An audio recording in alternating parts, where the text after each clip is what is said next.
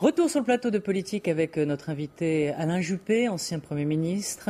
Nous avons parlé dans cette première partie de son livre « Je ne mangerai plus de cerises en hiver ». Mais maintenant, nous allons parler de la politique étrangère, de l'actualité. Alors mercredi s'est déroulé à l'Assemblée nationale un débat sur le retour de la France dans le commandement intégré de l'OTAN. Enfin, le Premier ministre, on va dire, a engagé la responsabilité de son gouvernement sur la politique étrangère de la France, mais en y intégrant le retour dans la structure militaire de l'OTAN, mais sans poser la question directement, mais en l'intégrant. Est-ce que c'était pas une sorte de détournement, je dirais, de procédure et un verrouillage pour empêcher, je dirais, les grognards de la majorité, certains gaullistes, de ne pas pouvoir s'exprimer, étaient obligés de voter la confiance, alors que J'aurais préféré effectivement une autre démarche et une autre méthode. Le président de la République m'avait demandé de piloter une commission qui a déposé un livre blanc sur la politique extérieure de la France. Et nous écrivons notamment dans ce livre que si on veut que les Français s'intéressent à la politique étrangère, il faut qu'elle devienne un enjeu de débat, notamment au Parlement. Oui. Et là, il aurait fallu, de mon point de vue, voter sur la question qui était à l'ordre du jour. La question, c'était pas de savoir si on faisait confiance ou pas au gouvernement. La question était de savoir s'il fallait ou pas réintégrer l'OTAN. Et la procédure n'a pas permis de le faire. Alors, sur le fond, si vous voulez, moi je suis pas choqué par l'idée qu'on rejoigne le commandement intégré de l'Alliance, d'autant moins choqué que, on l'a rappelé, en 1995, Jacques Chirac et mon gouvernement avions essayé à l'époque. Oui, pour avoir le commandement sud. Oui, enfin nous avions posé plusieurs conditions. Nous avions dit d'abord il faut partager le pouvoir entre Américains et Européens, et notamment Français. Et puis ensuite, il faut s'assurer que les Européens sont prêts à assumer eux-mêmes leurs responsabilités en matière de défense. À ce moment-là, les conditions n'étaient pas réunies. Les choses ont avancé. En 98, il y a eu un grand tournant historique où, pour la première fois à Saint-Malo, les Britanniques ont dit « OK, on est prêt à s'engager dans une défense européenne ». Et cette défense a commencé à se concrétiser. L'Europe a mené 23 opérations sur les théâtres extérieurs. En ce moment même, il y a une force européenne qui croise au large des côtes de Somalie pour lutter contre le piratage international. Bien, donc tout ça, ça existe. Et il n'est pas absurde de se reposer aujourd'hui la question.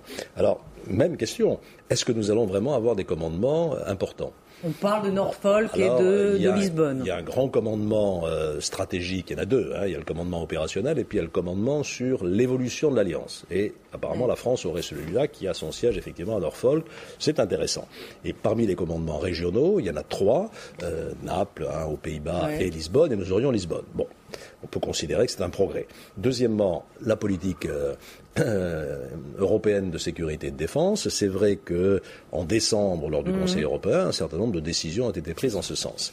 Alors, troisième point, qu'est-ce que c'est que l'Alliance ? Et c'est là que moi je reste un peu insatisfait et je pense qu'on aurait dû se donner un peu plus le temps de la réflexion. Oui. À quoi sert l'Alliance Atlantique aujourd'hui, alors que le mur de Berlin a disparu ? Est-ce que c'est une sorte d'ONU bis qui a vocation à s'étendre à beaucoup de pays, ou est-ce qu'elle se recentre sur ses missions essentielles ? Or ça n'est pas défini. Alors on me dit, mais en étant dedans, on va pouvoir peser plus pour définir ce nouveau concept stratégique.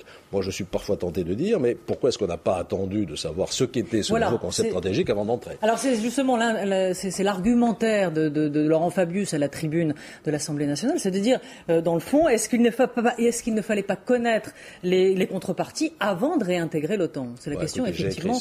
J'ai écrit ça avant que Laurent Fabius ne le dise à la tribune de l'Assemblée nationale, et j'ai même eu un débat avec le président de la République. Nous avons échangé des lettres. Le président fait un pari.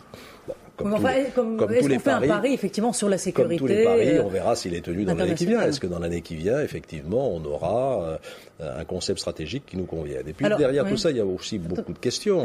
Pardonnez-moi, je voudrais vous poser, parce que vous l'avez évoqué, sur la défense européenne, c'était en quelque sorte réintégrer l'OTAN, c'était une manière de faire accepter aux Américains l'idée d'une défense européenne, de débloquer cette défense européenne.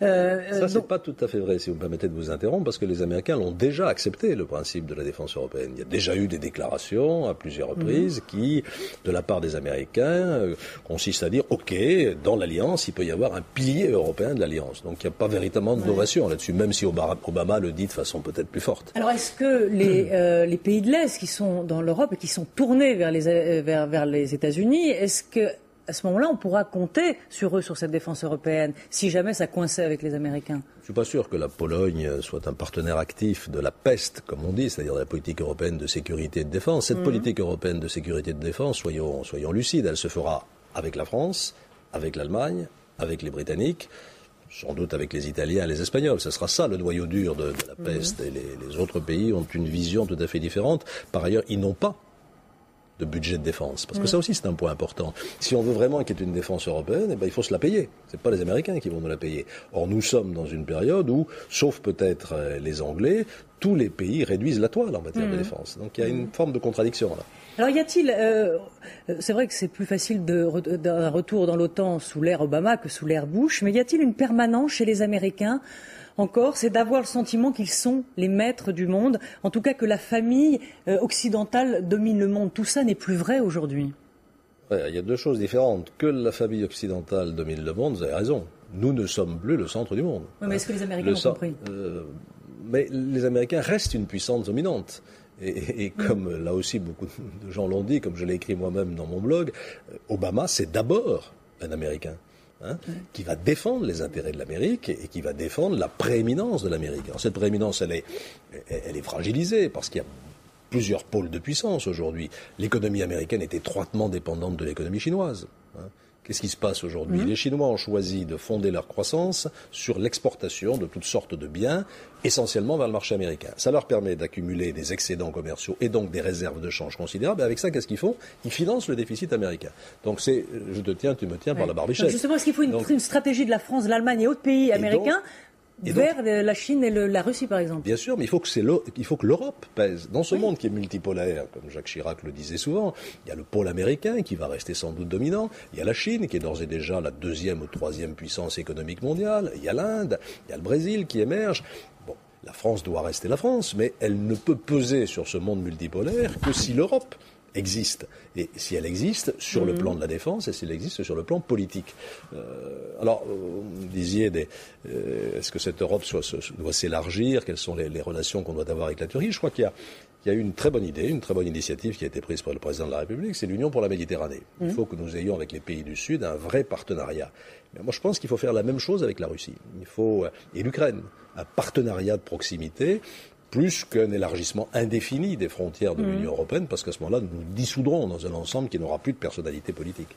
Alors, avant de parler de la crise et de la France, le G20, bientôt à Londres, qu'est-ce qu'on doit attendre? Est-ce que moraliser le capitalisme, est-ce que dans le fond c'est de belles paroles? On a vu Angela Merkel et Sarkozy faire une lettre commune, mais est-ce que dans le fond il n'y a pas une forme d'illusion dans l'idée de moraliser le capitalisme aujourd'hui? Non, je ne crois pas que ce soit de belles paroles, c'est une nécessité. Qu'est-ce qui s'est passé? Bon, nous avons un système bancaire qui est très contrôlé, et puis on a laissé se développer à côté de ça un système financier hors de tout contrôle. C'était la jungle absolue, avec les fonds spéculatifs, avec les paradis fiscaux, etc. Donc il faut remettre de l'ordre là où il n'y en a pas. Je ne crois pas du tout que ce soit la fin de l'économie de marché ou du libéralisme, parce qu'on n'a pas inventé de système plus efficace pour créer des richesses, mais le libéralisme, c'est pas la loi de la jungle. Alors est-ce qu'on y arrivera au G20? Les Européens poussent très fort en ce sens. Les Américains ne sont pas très enthousiastes et on risque d'avoir là des tensions. Et c'est là qu'on va savoir, qu'on va se rendre compte qu'Obama, c'est pas, comme l'a dit drôlement, je crois Hubert Védrine, c'est pas un Européen de gauche, comme on l'a cru. C'est un Américain pragmatique.